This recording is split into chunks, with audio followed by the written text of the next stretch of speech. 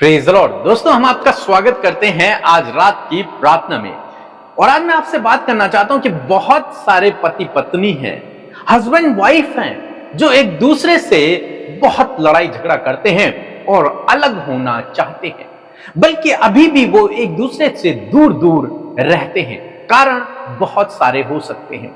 हो सकता है कि पत्नी को उसका पति सही नहीं लग रहा और पति को उसकी पत्नी सही नहीं लग रही है।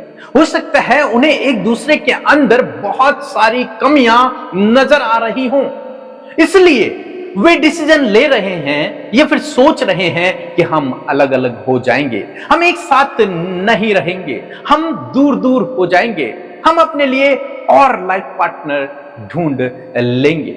ये सही व्यक्ति नहीं है, इससे मेरी शादी नहीं होनी चाहिए थी, ये सही व्यक्ति नहीं है, ये सही लड़की नहीं है, ये सही लड़का नहीं है। हो सकता है इस प्रकार के विचार आपके मन में भी हों, अपने हस्बैंड वाइफ के लिए, अपनी पति पत्नी के लिए। हो सकता है आपके मन में कुछ इस प्रकार के विचार चल रहे हों। परंतु दोस्तों, आज शाम में मैं आपको उत्साहित करना चाहूंगा कि परमेश्वर नहीं चाहते कि आप दोनों एक दूसरे से दूर रहें। परमेश्वर चाहते हैं कि आप दोनों एक दूसरे के साथ में रहें, एक दूसरे के करीब रहें। परमेश्वर आपके परिवार को तोड़ना नहीं चाहते हैं, वे आपके परिवार को टूटा हुआ नहीं देखना चाहते हैं। दुष्ट आपके परिवार को टूटा हुआ देखना चाहता है। वो चाहता है कि आप निराश रहें, आप दुखी रहें, आप परिवार की खुशियों से वंचित रहें, उन आशीषों से आप वंचित रहें। इसलिए वो आपके मन में इस प्रकार के विचार डाल रहा है। परमेश्वर नहीं चाहते हैं, यदि आप प्रभु यीशु मसीह पर विश्वास करते हैं, उसके पीछे चलते हैं, तो आपको एक दूसरे से अलग नहीं होना है। चाहे कुछ भी हो, लेकिन एक दूसरे से अलग नहीं होना है। परमेश्वर ने आदम को बनाया और उसके बाद हवा को बनाया, इसलिए नहीं कि वे दोनों एक दूसरे से अलग रहें, बल्कि परमेश्वर का वचन कहता है कि वे दोनों एक तन होंगे, एक साथ रहेंगे। नर से निकली है, इसलिए इसका नाम नारी होगा। एक दूसरे के सहायक होंगे, एक दूसरे के साथ साथ चलने वाले होंगे। लेकिन आज इसका विपरीत देखने को मिलता है। कारण बहुत सारे हो सकते हैं। हो सकता है पति को लगता हो कि मेरी पत्नी अविश्वासी है, पत्नी को लगता हो कि मेरा पति अविश्वासी है, पति को लगता हो कि मेरी पत्नी का कहीं और रिलेशन है, और पत्नी को लगता हो मेरा पति का कहीं और रिलेशन है। हो सकता है शक हो सकता है एक दूसरे पर संदेह कर रहे हो, और हो सकता है कि वे एक दूसरे पर केवल दोष लगाते हो और सच कुछ और हो। लेकिन फिर भी इस शक के कारण ही उन्होंने डिसीजन ले रखे हैं कि हम अलग अलग हो जाएंगे, हम दूर दूर रहेंगे। बहुत बार ऐसा देखा गया कि जब पति पत्नी एक दूसरे से बात शेयर नहीं करते हैं, बल्कि अपने आप को सच्चा ठहराने के लिए वो अपने घर वालों से बात करते हैं। लड़की अपनी मम्मी से बात करती है कि मेरा पति खराब है, और पति अपने दोस्तों से या अपने रिश्तेदारों से बात करता है कि मेरी पत्नी खराब है। वे दोनों अपने आप को बचाने की कोशिश करते हैं और दूसरे को गलत साबित करने की कोशिश करते हैं।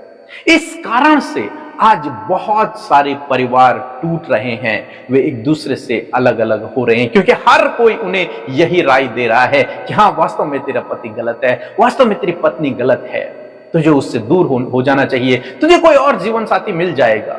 इस प्रकार की बातें कर रहे हैं, लेकिन बाइबल हमें इस बात की इजाजत नहीं देती है। एक वचन हम लोग पढ़ेंगे, इफिसियों की किताब, उसका 6 अध्याय 22 और 25 पद, जहां पर कुछ इस प्रकार से लिखा है, हे पत्नियों, अपने अपने पति के ऐसे अधीन रहो जैसे प्रभु के।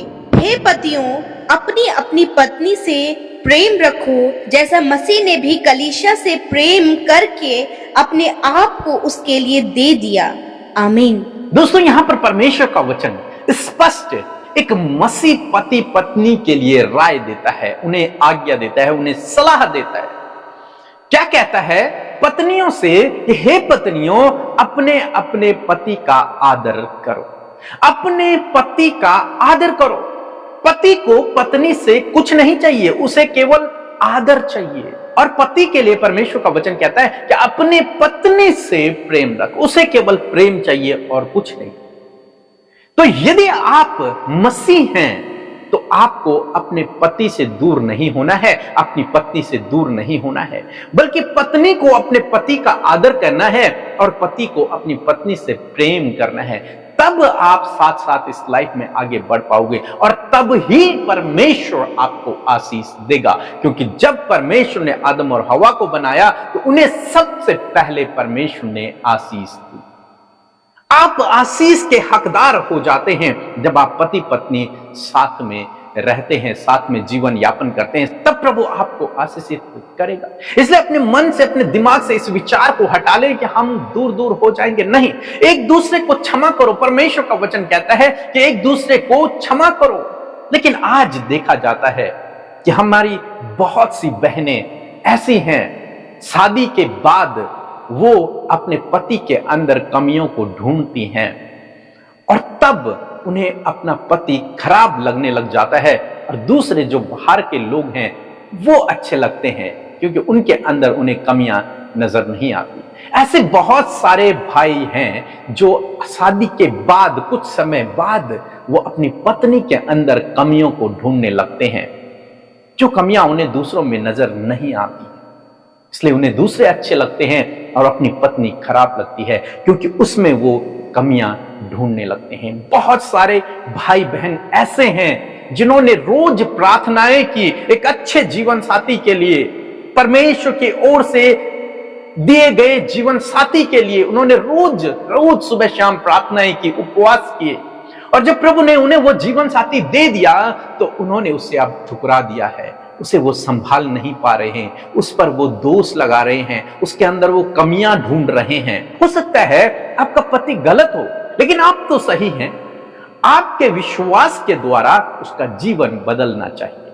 आपकी गवाही के द्वारा, आपके जीवन जीने के तरीके के द्वारा, आपके व्यवहार के द्वारा, आपके प्रेम के द्वारा उसका जीवन बदलना चाहिए। और अगर नहीं हो रहा तो इसका मतलब उसमें तो कमी है, लेकिन आप में उससे ज्यादा कमी है। आप अपने आप को परफेक्ट न समझे, आप में और कमी है। इसी प्रकार से भाई लोग भी हैं। हो सकता है आपकी पत्नी वास्तव में गलत हो, लेकिन आपके व्यवहार के द्वारा, आपके प्रेम के द्वारा, आपके चाल चलन के द्वारा, आपकी गवाही के द्वारा उसका जीवन बदलना चाहिए। और यदि नहीं बदल रहा है तो इसका मतलब आप में कमी है। यदि ऐसा प्रभु भी सोचते, इस दुनिया के लोग तो बहुत करप्ट हैं, मैं इनके बीच में नहीं जाऊंगा, मैं इनके साथ में नहीं रहूंगा, तो आज आपका और मेरा उद्धार नहीं होता। आज हम प्रभु को नहीं जानते। हम करप्ट थे, तब भी प्रभु यीशु मसीह ने हमसे प्रेम किया। यही तो आपको करना है। हो सकता है आपके पति पत्नी, आपका जीवन साथी हो सकता है गलत हो, लेकिन आपको उस गलतपन में ही उससे प्यार दिखाना है, तभी तो उसका जीवन बदलेगा। इसीलिए तो बाइबल कहती है जब हम पापी ही थे तब प्रभु हमारे लिए आया, तब उसने हमसे प्रेम किया, इसलिए हम बचाए गए। यदि आप भी प्रभु यीशु मसीह के चेले हैं तो आपको भी वही करना है जो प्रभु ने किया, और आपका परिवार बचा लिया जाएगा, उनके हृदय बदल जाएंगे। लेकिन बहुत सारे भाई बहन हैं जो सोचते हैं कि मेरा पति गलत है इसलिए मैं इससे दूर रहूंगी, मेरा पत्नी गलत है इसलिए मैं इससे दूर रहूंगी। यदि प्रभु भी ऐसे ही करते, यीशु मसीह भी अगर ऐसे ही करते तो आपका कभी भी उद्धार नहीं होता, वो भी आपसे दूर हो जाते। लेकिन उन्होंने ऐसा नहीं किया। आप गलत थे फिर भी उन्होंने आपसे प्रेम किया। आपको भी यही करना है। हो सकता है उनसे गलतियां हो गई हों, आपको उन्हें क्षमा करना है। बाइबल कहती है यदि तुम्हारे पास दोष लगाने का कारण भी हो तो भी तुम एक दूसरे को क्षमा करो। यदि आप प्रभु यीशु मसीह में हैं, उस पर भरोसा करते हैं, अपने जीवन को आशीषित देखना चाहते हैं, तो एक दूसरे के साथ में रहें। चाहे गलती भी है, चाहे कमी भी है, उसको ढांप लें और प्रार्थना करें, वचन पढ़ें, प्रभु पर विश्वास रखकर जीवन में आगे बढ़ते रहें। तब प्रभु आपके परिवार को आशीष करेगा, उनका जीवन भी बदलेगा और आप जीवन में आगे बढ़ते चले जाओगे और परमेश्वर के अद्भुत आश्चर्य कर्मों को आप अपने जीवन में देखोगे। सो प्रभु आपको इस वचन के द्वारा बहुतायत से आशीष दे। आमीन।